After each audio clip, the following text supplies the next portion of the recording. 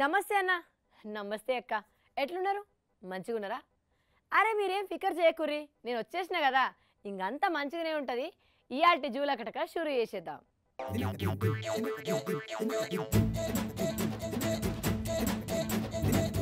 ఇవాళ గమ్మత్తైన వార్త పట్టుకొచ్చిన. ఓ లీడరు పాత కక్షని మస్తుగా మనసులో పెట్టుకున్నాడు. పక్క పార్టీలు ఉన్నప్పుడు తిట్టలేని తిట్లని పార్టీ మారి పొట్టు పొట్టుగా తిడతాండులా. ఇంకా గమ్మత్ ఏందంటే ఆయన పార్టీలోకి వచ్చి ఆయన్ని తిడతాడు. ఇంతకీ గా తిట్టిన ఆయన ఎవరు, గా తిట్టించుకున్న ఆయన ఎవరు అనుకుంటాండ్రు కదా. మీరే చూడుండ్రి, జన్మభూమిలో నడిచిన గా కొండ్రు కథా చిత్రం.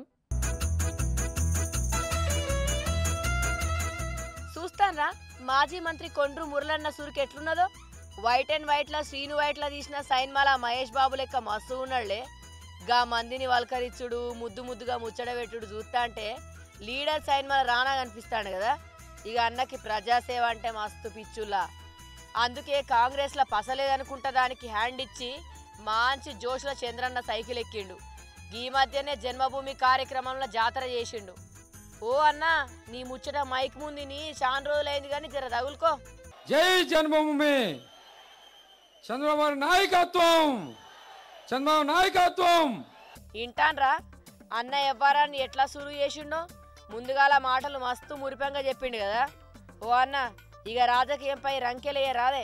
అన్ని చూసుకున్న ప్రతి బీజేపీ వాడు కూడా యూటర్న్ చూసిండ్రా మురళన్న చంద్రన్న రాజకీయాల్ని కూసన్ని రోజులనే అర్థం చేసుకున్నాడు. ముందుగానే కమలపోలపై కన్నెర్ర చేసిండు.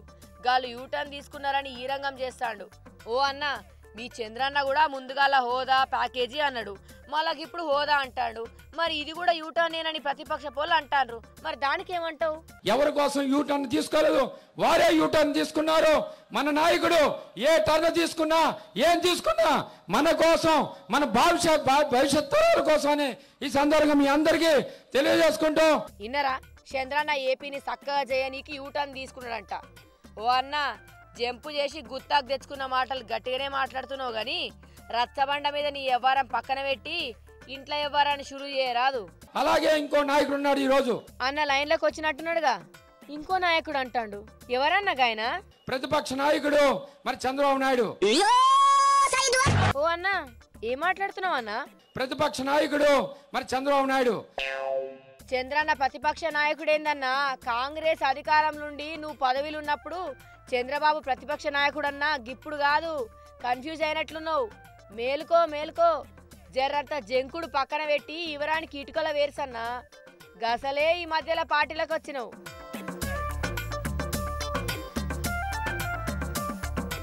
సరతి గాని అన్న చంద్రన్న మస్తు మంచోడు కదా. ప్రజలన్నా ప్రజాస్వామ్యం అన్నా మస్తు కాపాడుతాడు. గట్లనే పెద్దోళ్ళంటే ఇరగబడి ఇలువిస్తాడని పార్టీ వాళ్ళు జనాలు కూడా మస్తు అనుకుంటాండ్రు. మరి నువ్వేమంటావన్నా? ఆయనకి ప్రజాస్వామ్యం అంటే గౌరవం లేదు, పెద్దలంటే గౌరవం లేదు. ఓ అన్న నీ వాలకం వంకాయలమ్మ పోతాంది. చంద్రన్న క్రేజ్కి గ్రీజు పూతాను. ప్రజాస్వామ్యం అన్నా పెద్దలన్నా ఇలువలేదనుకుంటా మామూలుగా తిడతలేవు. చంద్రన్న ప్రజా సమస్యలని ఎట్లా పరిష్కారం చేస్తాడో తెలుసా? గది తెలిస్తే నువ్వు గిట్లా మాట్లాడవు.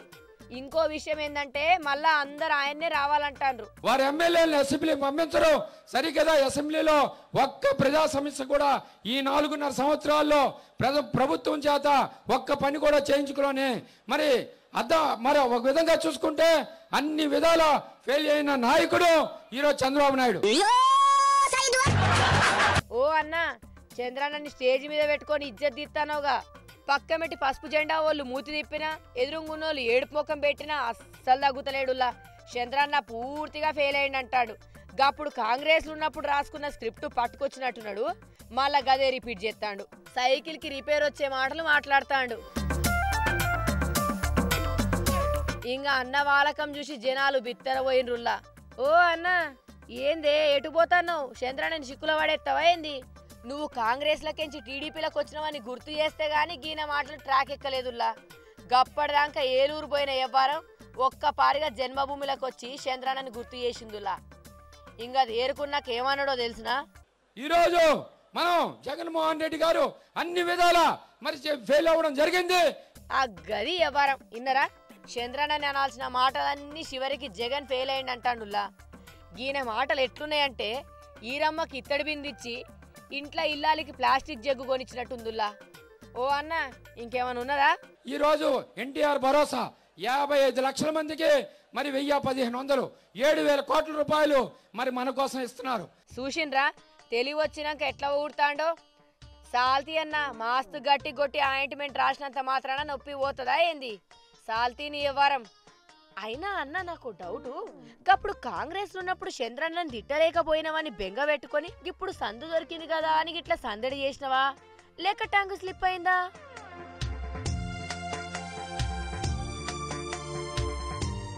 ఓ అన్న ఇంగబో కూసంత నాలుక సవరించుకోపో.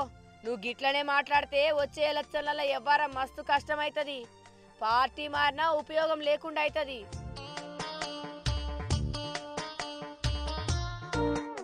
ఎండి తెర మీద నవ్వుల పువ్వులు పూయించేటి అలీ ఉండే కదా, ఆయన ప్రజాసేవ చేయనికి మస్తుగా కష్టపడుతుండలా. లలితా జ్యువెలర్స్ యాడ్లో చెప్పిన మాటల్ని మంచిగా ఫాలో అవుతాడు. విడతల వారీగా అన్ని పార్టీల అధినేతల్ని కలిసి వ్యవహారం చేస్తాడు. అసెంబ్లీ సీటు కోసం ఫుల్గా పాటలు పడతాడులా. ఇంకా ప్రజాసేవ చేయనికి ఆయన పడతాన్న కష్టం చూస్తా అంటే నా 2 కళ్ళు సాల్తలేవు. నగల ధరలు కంపేర్ చేసేటప్పుడు ఈ డిజైన్ అలా ఉంది, వర్క్మెన్షిప్ ఇలా ఉందని మార్కెట్లో కన్ఫ్యూజ్ చేస్తున్నారా? లలితా జ్యువెలరీలో మీకు నచ్చిన నగకు ఎస్టిమేట్ స్లిప్ తీసుకోండి. ఆ నగను మొబైల్లో ఫోటో కూడా తీసుకోండి. రెండింటిని పెట్టుకుని 4-5 షోరూంలో కంపేర్ చేయండి. ఎక్కడ ధర తక్కువగా ఉంటే అక్కడే కొనండి. డబ్బులు ఈజీగా రావు, ఇంతవరకు ఎక్కువ డబ్బులు ఇచ్చింది చాలు. అసెంబ్లీ సీటు కావాలనుకున్నప్పుడు మా పార్టీలో చేరితే బాగుంటుంది. మా పార్టీ అయితే ఖచ్చితంగా గెలిపిస్తుందని పార్టీలన్నీ కన్ఫ్యూజ్ చేస్తున్నాయా? అయితే మీకు నచ్చిన పార్టీలో సీట్ ఇస్తానన్న హామీ తీసుకోండి. ఆ హామీని పట్టుకుని మిగతా 2-3 పార్టీలు ఇస్తామన్న హామీలతో కంపేర్ చేయండి. ఎక్కడ గెలుస్తామనుకుంటే అక్కడే పోటీ చేయండి. సీట్ ఎవరికీ అంత ఈజీగా రాదు. ఇంతవరకు పార్టీల చుట్టూ తిరిగింది చాలు.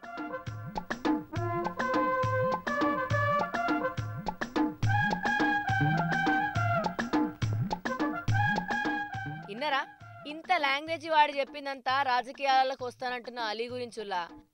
ఆయన వ్యవహారం కూడా లలితా జ్యువెలర్స్ యాడ్ల కిరణ్ సార్ చెప్పినట్టే సాగుతాంది.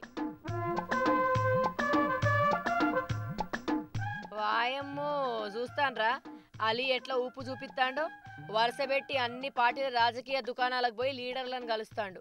రాజకీయాలకు రావాలనుకుంటాడు కదా, దానికి సంబంధించిన సీటు చూసుకునే పనుల పడ్డడులా. లలితా జ్యువెలర్స్ ఎండి కిరణ్ చెప్పిన మాటలు మస్తుగా మైండ్కి ఎక్కించుకున్నాడు ఈయన.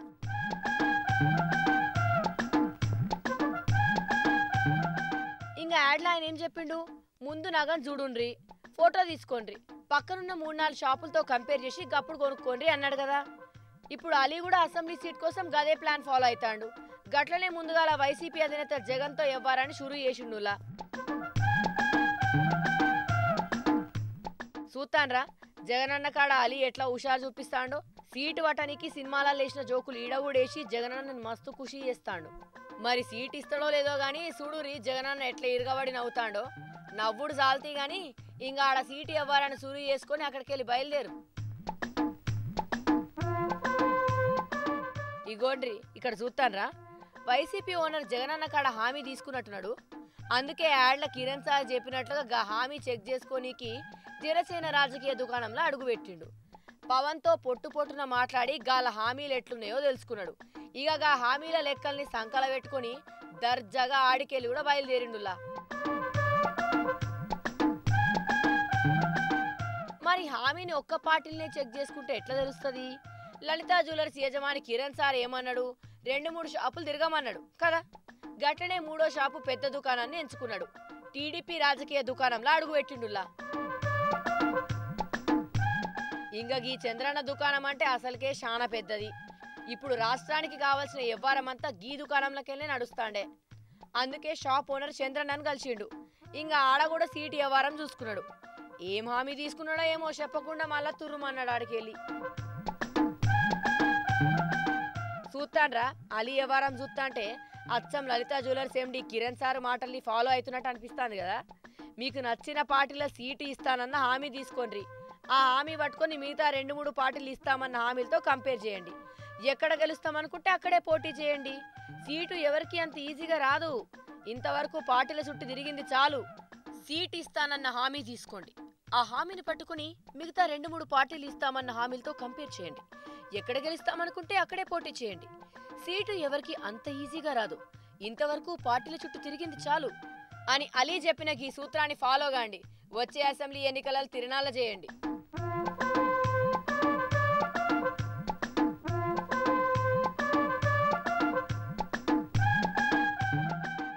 ఎల్లెలకల పడ్డాక ఎంత వివరం చెప్పినా జనాలు వింటారా?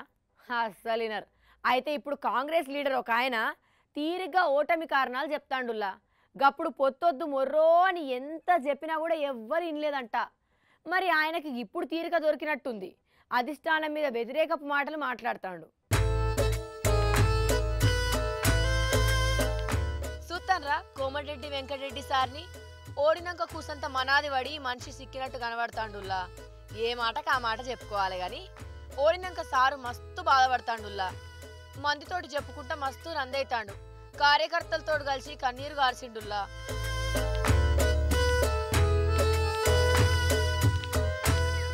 ఇంకా బాధ నుంచి తేరుకొని సారు గీ మధ్యలోనే జరంత మీడియాకి కనబడతాండు.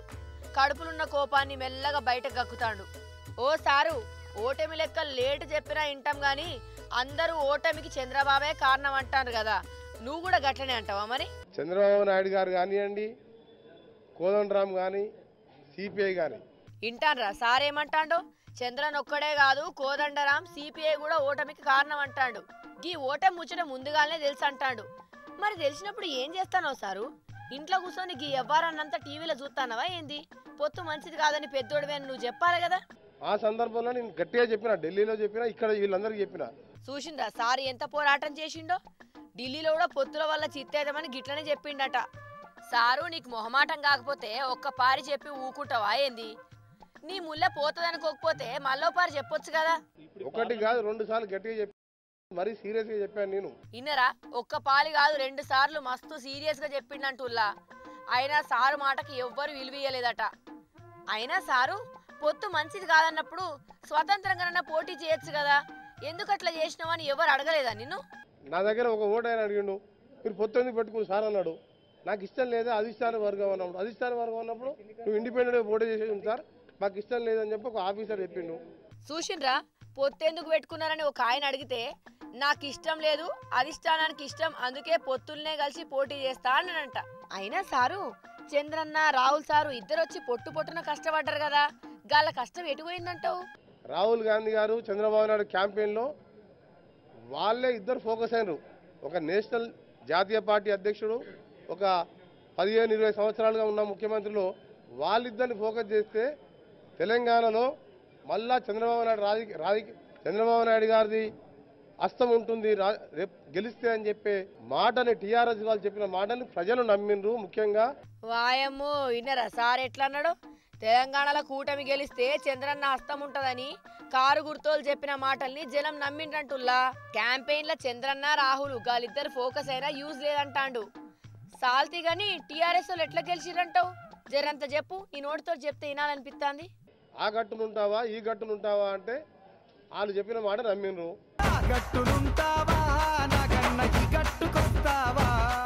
చూసిండ్రా ఆ గట్టునుంటావా ఈ గట్టునుంటావా అని గులాబీ పాటోలు చెప్పిన మాటల్ని జనం నమ్మిండ్రు, అందుకే గాలు గెలిచిండ్రంటాండు సారు.